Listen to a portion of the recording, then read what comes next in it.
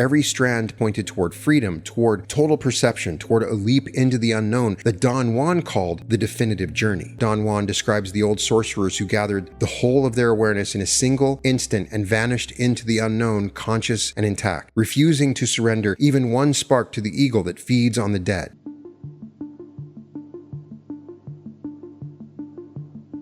Welcome to the Reality Revolution. Today, we talk about the sorcerer who vanished, Carlos Castaneda, and the truth of Don Juan. Let me take you back. In the spring of 2003, two hikers crossed the pale sand at the edge of the Panamint Dunes in a remote western corner of Death Valley. The heat there climbs past anything a body wants to hold. Silence runs total, and in that silence, half buried in the sand, they found human bones. The place sits far from any road a casual visitor would travel, a basin of heat and wind, where the living rarely linger and the dead are rarely found. Most of a skeleton lay scattered across the site. The skull had vanished, carried off by the animals that work the desert at night. Beside the remains lay scraps of pink jogging pants and a small knife folded into one pocket. The desert had done its slow work for years, erasing almost everything a coroner would want. Investigators with the Inyo County Sheriff carried a quiet suspicion about who this woman had been. 5 years earlier, in the spring of 1998, a spotless red Ford Escort had been found abandoned at the end of a desolate road leading toward these same dunes. The car belonged to a 41-year-old woman from Los Angeles named Patricia Parton. Among a small and secretive circle, she answered to a different name entirely. They called her the Blue Scout, and they believed she came from another world. Patricia Parton had disappeared in the days after the death of one man. So had 4 other women, each of them close to him, each of them a devoted student of his teachings. Their telephones went dead on the same day. Families heard a final goodbye from some of them, and from others heard nothing at all, and silence settled in for years. The man at the center belonged to one of the strangest stories in the history of American consciousness.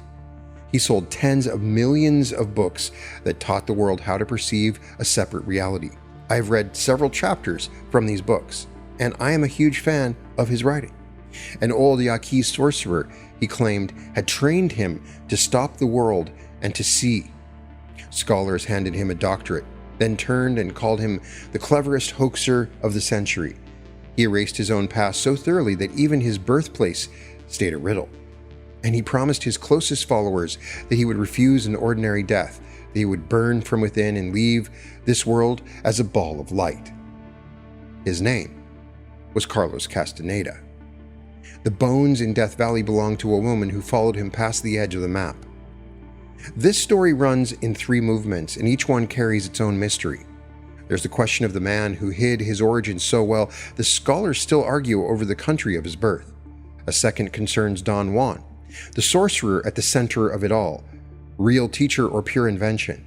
And there's the question of the dunes, the disappearance of 5 devoted women in the days around their teacher's death. Today we follow all 3 to wherever the evidence leads.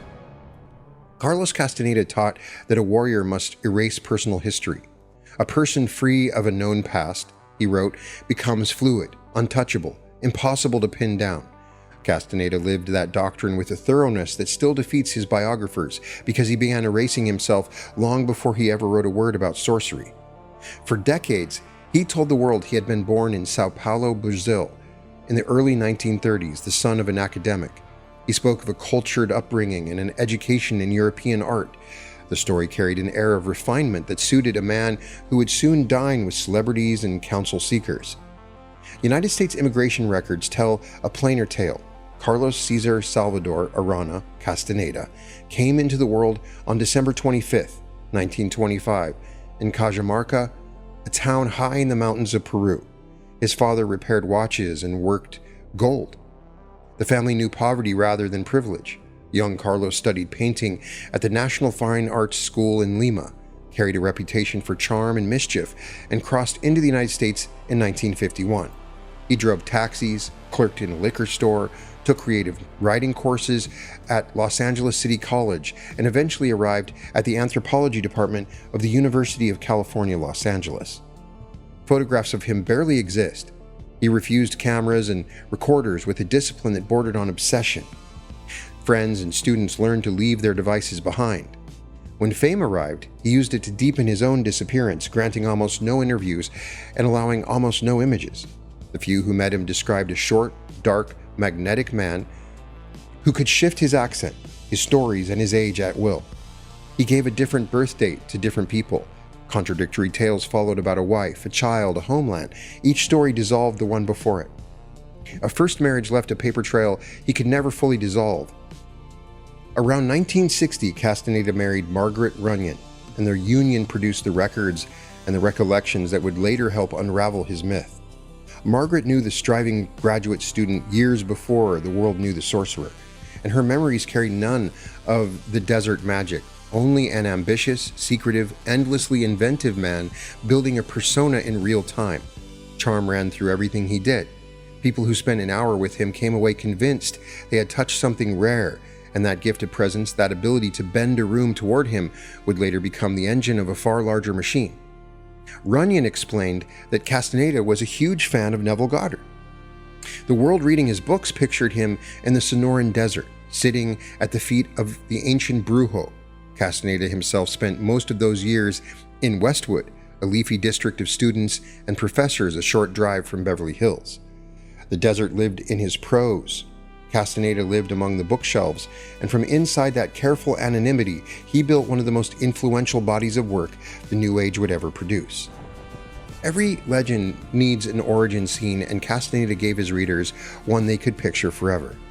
The year was 1960. A young anthropology student stood in a dusty Greyhound station in Nogales, Arizona, near the Mexican border, gathering material on the medicinal plants used by the region's native peoples. Beside him sat an old man with white hair and eyes of unusual power. A friend introduced them. The old man fixed Castaneda with a gaze that seemed to read straight through him, and a single look rearranged the younger man's sense of what a human being could be. He carried the name Don Juan Matus, a Yaqui Indian, a sorcerer, a keeper of an ancient line of knowledge. Castaneda began visiting him. Visits became an apprenticeship. The apprenticeship stretched across years and several books, and it carried Castaneda into a world he called non-ordinary reality, a domain reached through discipline, through psychedelic plants, and through radical retraining of perception. Those early lessons centered on plant allies, the peyote spirit Castaneda called Mescalito, the datura he named the devil's weed, the smoking mixture that supposedly let him sprout wings and fly as a crow over the desert floor. Don Juan framed the plants as a doorway rather than a destination, a brutal crowbar to pry open a perception sealed shut by a lifetime of ordinary description. That sounds a lot like people taking ayahuasca today. The later teachings, Castaneda wrote, abandoned the plants altogether, since a disciplined warrior learned to shift perception by will alone. In 1968, the University of California Press published the first account, The Teachings of Don Juan, a Yaqui Way of Knowledge. Sales ran far past anything an academic title expected. Simon & Schuster picked it up for a mass audience, and a phenomenon took hold. A Separate Reality followed in 1971. A Journey to Ixtlan arrived in 1972, and the third book carried Castaneda to a strange summit. He submitted it as his doctoral dissertation, and UCLA awarded him a PhD in anthropology in 1973. A generation worn down by the Vietnam War and hungry for meaning fell on the books with something close to devotion. Here was a Western rationalist, a credentialed scientist reporting from the frontier of consciousness itself. The prose ran clean and hypnotic. Some of my favorite writing. By the mid-70s, Castaneda had sold more than 10 million copies in 17 languages, and Time magazine put him on its cover under a single arresting line about the magic of Carlos Castaneda. The Time investigation, led by the journalist Sandra Burton, tried hard to pin the man down and came away with a fog of charm and contradiction rather than a verified life. More books followed across the years: Tales of Power, The Second Ring of Power, The Eagle's Gift, The Fire from Within, The Power of Silence, The Art of Dreaming. All amazing books. I have devoured these books. Each volume deepens the cosmology and widens the audience. College students carried the paperbacks in their backpacks because Hess and Huxley. Seekers booked trips to the Mexican desert, hoping to stumble onto their own Don Juan. The phrase "a separate reality" entered the language. America had found its sorcerer. The country had also found, though few yet suspected it, one of the most accomplished literary illusionists. Set aside for a while the question of whether Don Juan ever drew breath. The teachings attributed to him deserve a real clear hearing because they carry a real philosophical weight and because they map almost perfectly onto the work many of us pursue today and match many traditional shamanistic teachings from around the world. At the heart of the system sits a single radical claim. The world we perceive functions as a description, a vast agreement we learned so early and so completely that we mistake it for reality itself. From birth, every voice around us teaches us how to assemble raw perception into the familiar world of solid objects and ordinary time. Don Juan called this the description, and he taught that a sorcerer learns to suspend it. He called the act of stopping the world, quiet the inner dialogue, the ceaseless internal talk that holds the description in place, and the familiar world loosens its grip. Through that opening, another arrangement of reality becomes available. Don Juan named the deeper structure the assemblage point, a locus in the energy field of a human being where perception assembles itself. Move the assemblage point and you perceive a different world entirely, a separate reality, something that is mentioned by Vadim Zeland. In fact, Zeland is a huge fan of Castaneda, something I recently discussed with Alberto Violdo, and he clarified and confirmed that the assemblage point is a common teaching among different shamanistic belief systems. Anyone who works with reality shifting, with quantum jumping, with the disciplined movement of attention into a chosen version of life, hears the resonance immediately. Castaneda described the same architecture in the language of sorcery. Shift the point from which you perceive, and the world reorganizes around the shift. Don Juan drew a sharp line between looking and seeing. Looking takes in the surface agreed upon by the description. Seeing perceives the raw energy of the world directly, beings and objects revealed as luminous fibers and fields of light. The sorcerer cultivated a second attention, a faculty trained in dreaming, capable of holding a separate world steady long enough to act inside it. Whatever its origin, the model offers a precise account of a truth many traditions circle. Attention builds the world, and a trained attention can build a different one. The teachings ran deep and practical. Don Juan urged the apprentice to erase personal history, to become fluid and unpredictable, much like Neville Goddard did in teaching revisionism. He taught the warrior to lose self-importance, the heavy cargo of ego that drains a person's available energy. Death, he counseled, belonged always at the warrior's left shoulder, a constant advisor, because a warrior aware of death wastes no moment on the trivial. He spoke of controlled folly, acting with full commitment while holding the lightness of someone who knows the cosmic scale of things. Above all, he pointed toward the path with heart, the road a person walks for love of walking rather than for any prize at the end. The system carried a fuller map than any single idea. Don Juan divided the human world into the tonal and the nagual, the known and the unknowable, the islands of ordinary awareness and the vast dark sea that surrounds it. He warned of 4 natural enemies that meet anyone who pursues knowledge: fear, then false clarity, then power, and finally the wariness of old age, each one capable of stopping a person on the road.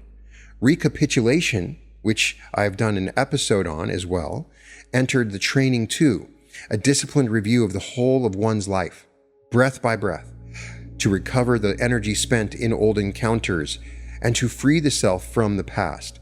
He described the warrior's impeccability, the flawless use of one's available energy, and the gate of power, a way of moving through darkness that bypasses the reasoning mind entirely. And he taught dreaming, the cultivation of awareness inside the dream state, the building of a second body that can move through other worlds. He described inorganic beings, awareness without physical form. The eagle entered the teaching too, a vast force that consumes the awareness of the living at death.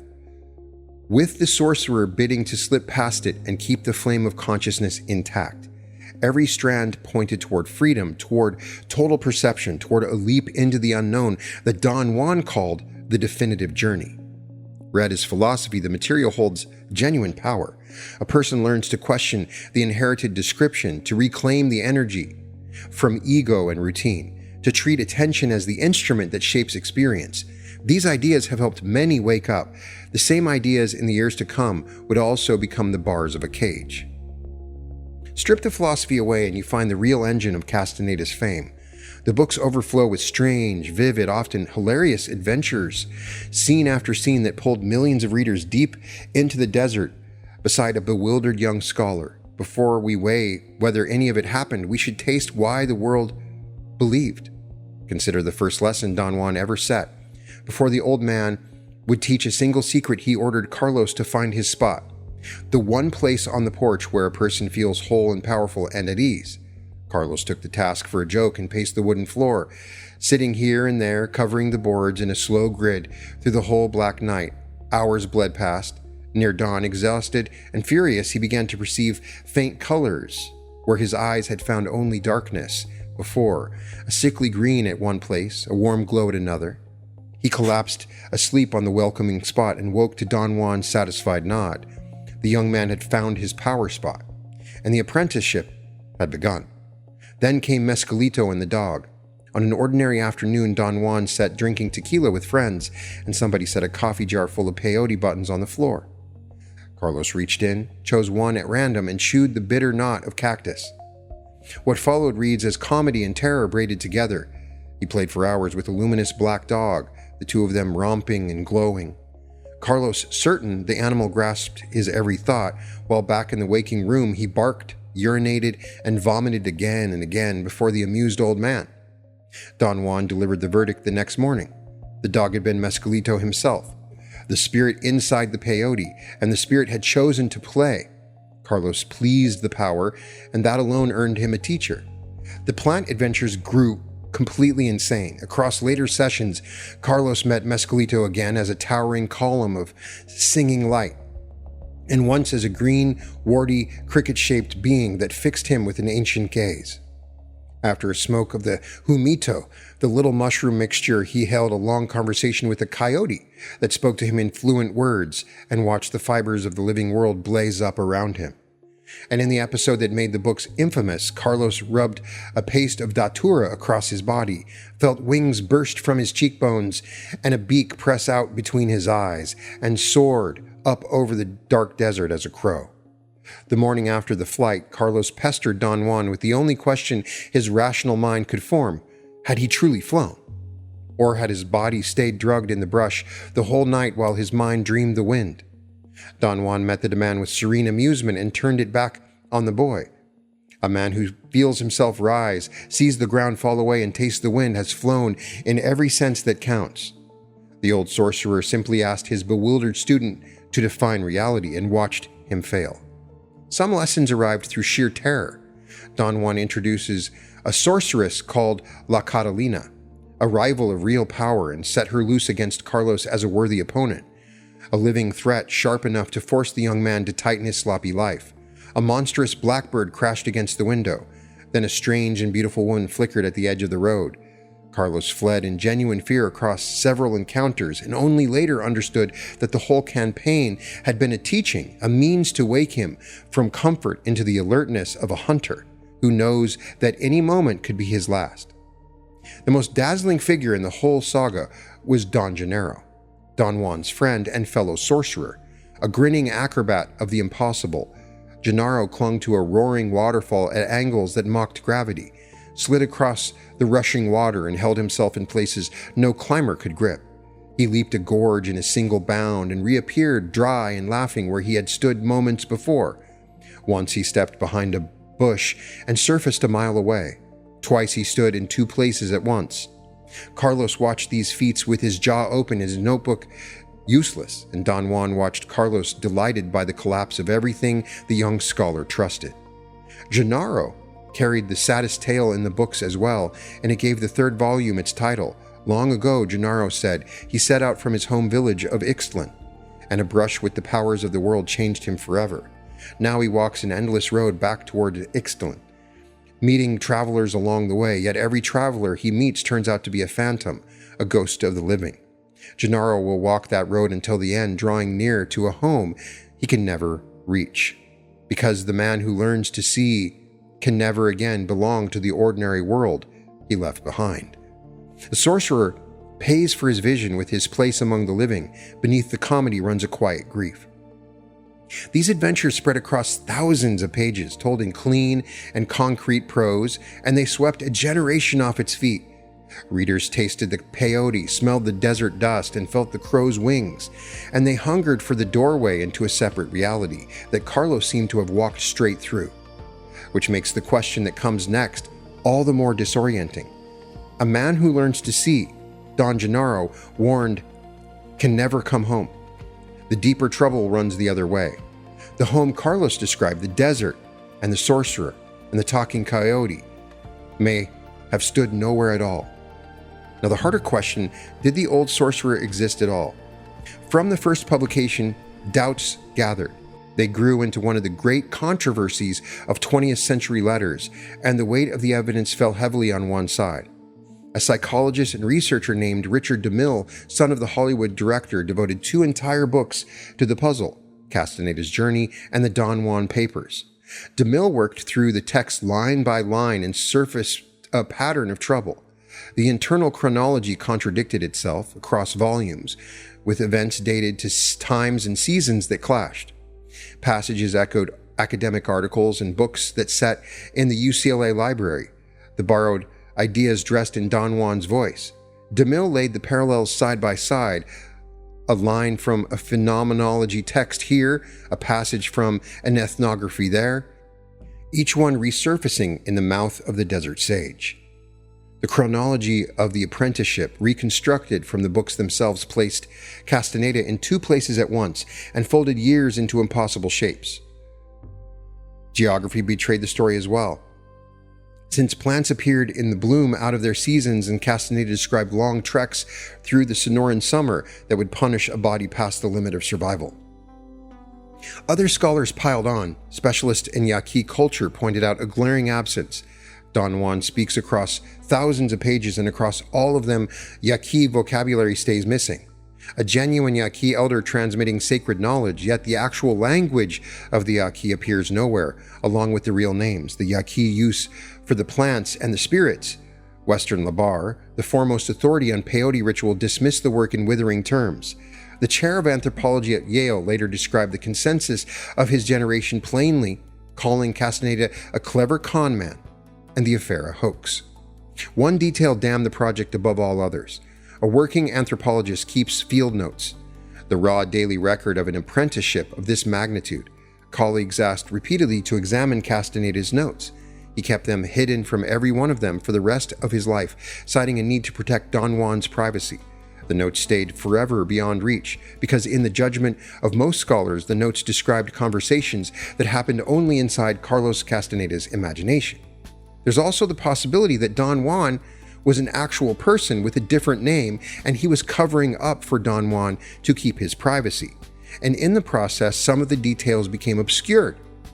There is even a homely account of where the name itself came from. Castaneda's first wife, Margaret Runyon, married him around 1960 and later wrote her own memoir of their strange life together. By her telling, no Yaqui sorcerer ever existed, and the name Don Juan rose from a cheap wine the young couple used to drink. The mythology of the desert may have been born over a bottle in Los Angeles. A real source did sit behind the legend in a different sense. As a UCLA student, Castaneda absorbed phenomenology, the philosophy of Edmund Husserl, who taught the suspension of ordinary assumptions in order to encounter raw experience. Stopping the World reads as a vivid restatement of that academic method.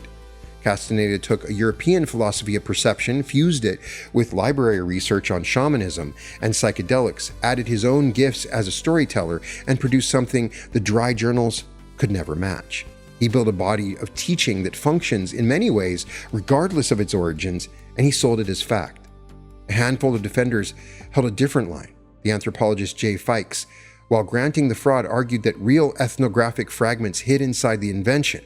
Traces of genuine encounters with native informants reshaped beyond recognition. Other readers cared little about the factual questioning, prizing the books as visionary literature whose value owed nothing to a verifiable Don Juan. And a devoted core simply held, then and now, that the sorcerer lived and that the Academy lacked the eyes to perceive him. The debate has never fully closed. Belief tends to survive evidence, especially belief that flatters the believer with a secret doorway into a deeper world. The company Castaneda founded outlived him, still selling the magical passes and the books to a new generation that arrives by way of the internet, most of them entirely unaware of the bones in Death Valley or the families still waiting for word. The scandal cut deeper than one strange career. A major university had granted its highest credentials for a work of imaginative fiction presented as a field science, and the gatekeepers of an entire discipline had waved it through, hungry for exactly the story Castaneda told them. UCLA, for its part, kept the controversy at arm's length and let the degree stand. The most celebrated anthropologist in America had reported from a world that, by the best evidence, lived inside his own remarkable mind. Some readers felt betrayed. Joyce Carol Oates and others held a subtler view, treating the books as powerful works of art, whatever their relationship to literal fact. The teachings kept their force. That body of knowledge simply carried a different author than the cover claimed, and the author answered to Carlos Castaneda. I want it to be true. That's the place that I'm coming from. I so desperately want Don Juan to be true because those teachings are powerful. After Tales of Power in 1974 brought the apprenticeship to its close, Castaneda receded. Don Juan had supposedly left the world burning into the fire from within, and Castaneda inherited the role of Nagual, the leader of the line. The prophet went quiet for years, writing, gathering, and slowly assembling a world of his own. By 1973, he had settled into a Spanish-style compound on a quiet street in Westwood, a walled property with a garden of fruit trees and roses. Followers came to call it the Witch's House. Inside it, across the following decades, Castaneda built a tight community whose center of gravity was a group of intelligent, devoted women, many of them his lovers. He called the closest of them his fellow travelers and his witches, Carol Tiggs, Florinda Donner Grau, and Taisha Abelar, among them several drawn as he had been from the UCLA anthropology program. Each woman took a new identity. Donner Grau had once been Regine Thal. Abelar had once been Marianne Simcoe. The shedding of old names served the doctrine of erasing personal history, and it served other purposes too. Inside the cosmology, the closest students earned titles. The innermost women were the witches, a tier called the Chakmuls, served as energy trackers and enforcers of the discipline. Others worked as instructors, once Tensegrity began to sell.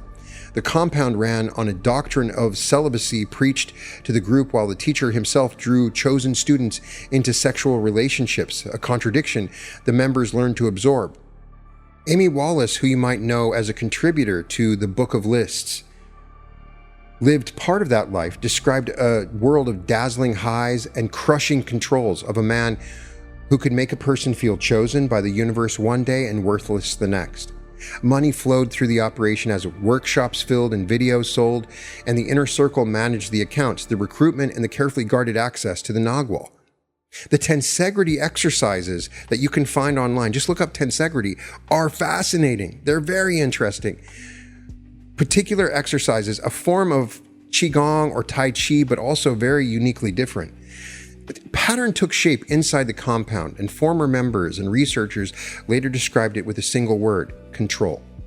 New devotees received instructions to cut contact with their families. Old photographs went into the trash. Legal name changes followed. The threads that tied each woman to who she had been fell away one by one, and many entered sexual relationships with the teacher.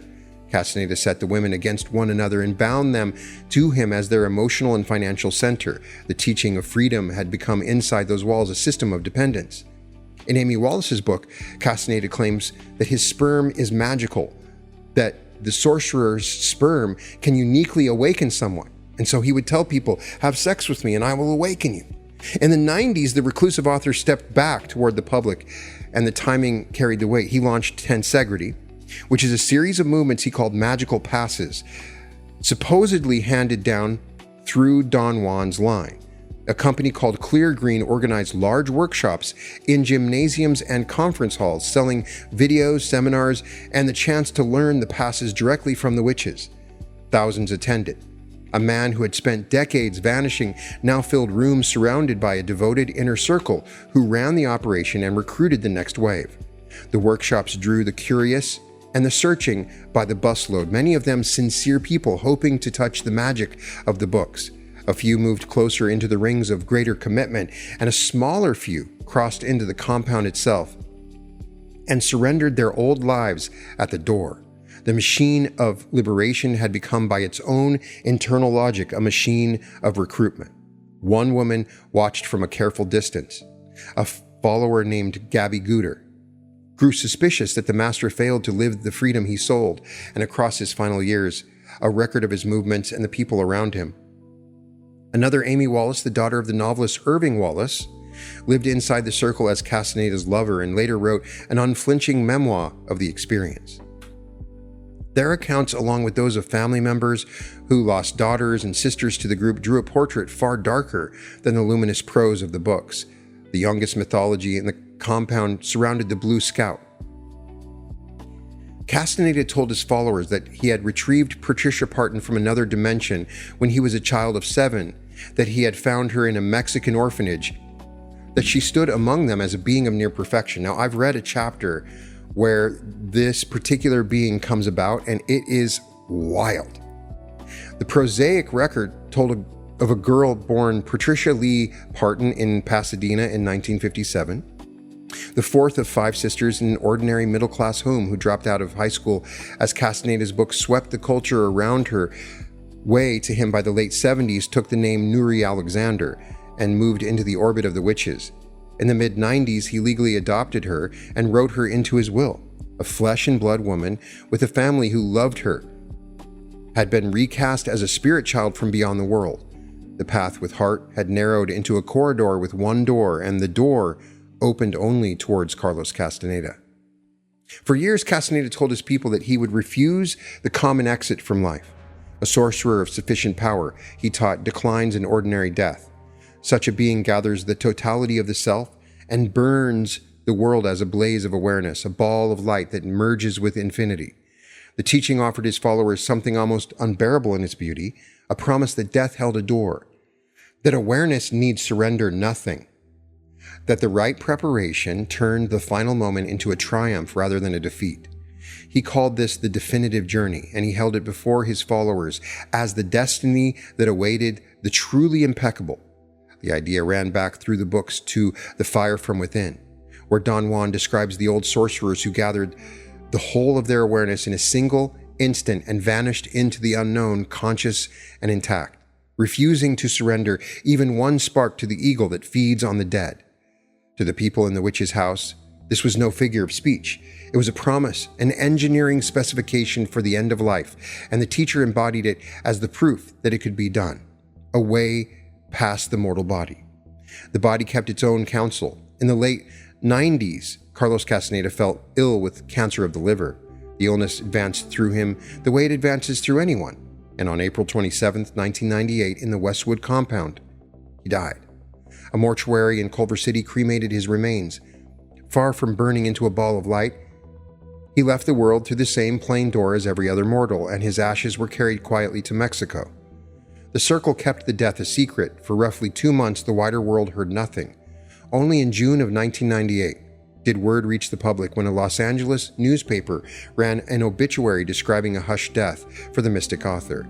By the time the news traveled, the strangest chapter of the entire story had already begun to unfold in silence. The teacher had gone, and in the days right around his passing, the women closest to him began to disappear. Within the span of a few days surrounding Castaneda's death, 5 women from the heart of his world stepped out of their lives and into thin air. The names form a roll call of the inner circle.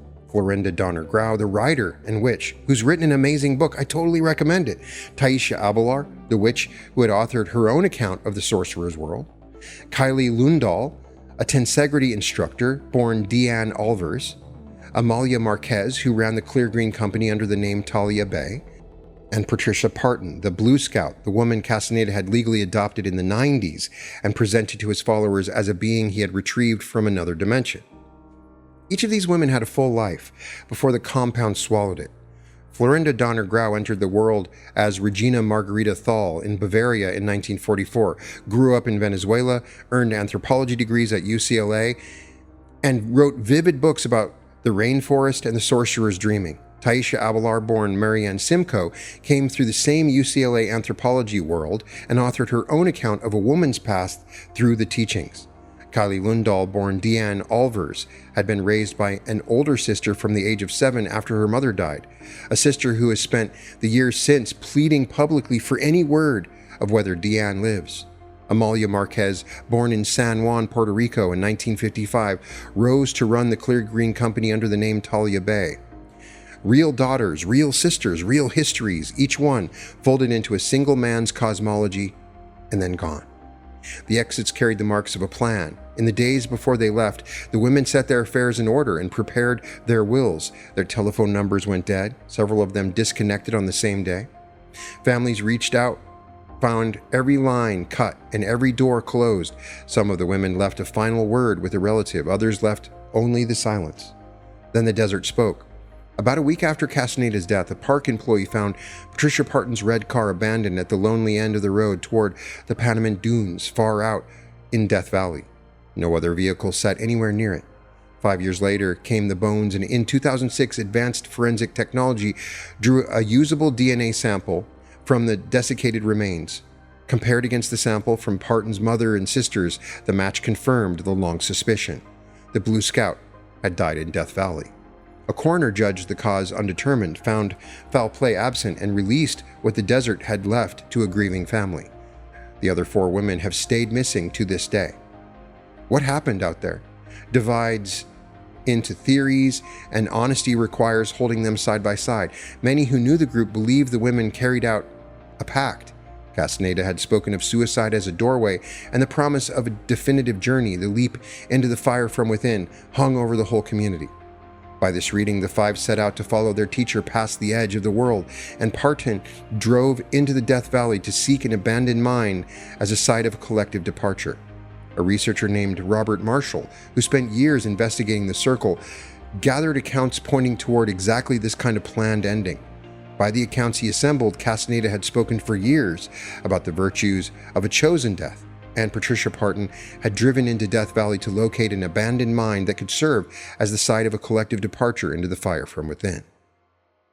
The lonely road toward the Panamint Dunes, the abandoned car, the bones found near the old mining country years later. Each piece fits the shape of that terrible plan. Yet a quieter set of facts complicates the legend. Court records suggest several of the women remained in Los Angeles for a stretch after they supposedly vanished, and the wills they signed named them as beneficiaries of Castaneda's trust, with the right to keep running his company. A few possible sightings surfaced over the years. The truth may hold more than a single shape. Some of the circle may have chosen death, others may have chosen disappearance, a final and literal act of erasing personal history. The families left behind, including the relatives of Amalia Marquez, who have pressed for searches in the Death Valley sand, still wait for an answer that the desert has so far kept. One woman from the innermost group, Carol Tiggs, remained among the living and stayed connected to the work that continued after Castaneda. The contrast underlies how little certainty this story allows. 5 women walked toward the same horizon. 1 set of bones returned. The rest left only questions blowing across the dunes. So we arrive at the end with 2 truths held in the same hand, and the tension between them carries the whole meaning of the story. The first truth concerns Don Juan. That old Yaqui sorcerer, by the overwhelming weight of evidence, lived as a creation of Carlos Castaneda, a composite stitched from library research, borrowed philosophy, psychedelic lore, and a storyteller's rare gift. The Desert Apprentice happened on the page, and yet the teachings carry a charge that survives the exposure of their author, that survives whether or not they're true or not, stopping the world, moving the assemblage point, erasing personal history, walking the path with heart, keeping death as an advisor. These ideas have genuinely helped people loosen the grip of their inherited description and reclaim power of their own attention. A fiction, it turns out, can carry real medicine. The second truth concerns the man and the people who trusted him. Castaneda taught freedom and built a cage. He preached the dissolving of ego and gathered worshippers around himself. The path with heart, in his telling, led his closest students toward a horizon that swallowed at least one of them in the sands of Death Valley.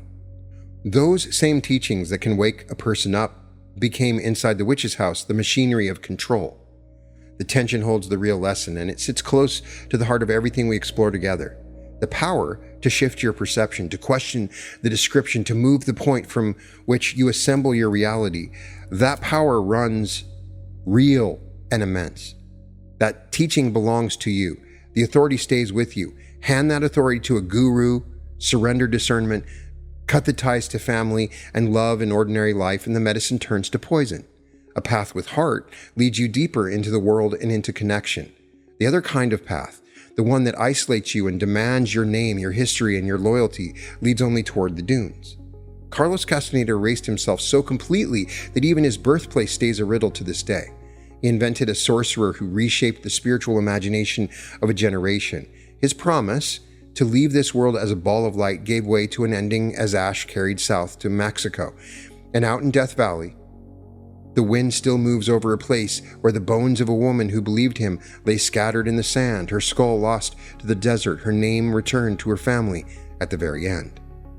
Hold both truths at once, and a strange respect becomes possible alongside the sorrow. The work shaped millions of lives, opened millions of minds to the idea that perception itself can change, and seeded a whole movement that still flowers today. The same work, gripped too tightly and surrendered to a single charismatic source, cost real people their families, and for at least one of them, her life in the sand. The truth of Don Juan turns out to be a truth about us. We hold the power to perceive a separate reality, and we carry the responsibility to walk toward it. With our eyes open, our discernment intact, and our hearts turned toward the living world rather than away from it. Use the teachings and refuse the trap. Question the description of reality you inherited. Reclaim your attention from the noise. Treat your perception as the instrument that shapes your world, and walk toward the version of life that calls to you. Do all of it while keeping your feet on the ground, your people close, and your judgment in your own hands. Travel the path with heart. Keep your own name. And let the story of the sorcerer who vanished stand as both an invitation and a warning. You can find all episodes of The Reality Revolution at therealityrevolution.com. And welcome to The Reality Revolution. There's a version of your life where everything you've been reaching for arrives, where the money flows, where love opens, where your body heals, where every step carries the frequency of the self you were always meant to be. That life exists, and the path to it has been 8 years in the making. This July, the Reality Revolution comes home to Anaheim. 3 full days of teaching, meditation, and timeline activation. 9 complete sessions designed to move you from the life you're living to the life that is waiting. Activate your pineal gland, meet your higher self, quantum jump into your greatest timeline, enter the bliss body healing state, step into the flow of large sums of money, open fully to love, shift into a higher density new earth. Friday night, the community celebrates together. Saturday evening, a special appearance from Daryl Anka. And by Sunday evening, you walk out as the version of yourself your future self has been waiting for. I knew I had to be in the room because it's different from like listening to the meditation videos online. It was really getting into yourself and how you feel and your timelines. It's time at the event, and it really is. It's wonderful. So I would highly recommend to anyone, if you get the opportunity to do it, absolutely do it. It really is amazing. The Reality Revolution live in Anaheim, July 24th, 25th, and 26th at the Hilton Anaheim. 3 days that will change the trajectory of your life. Early bird pricing is available now. Claim your seat at www.brianscottlive.com/Anaheim.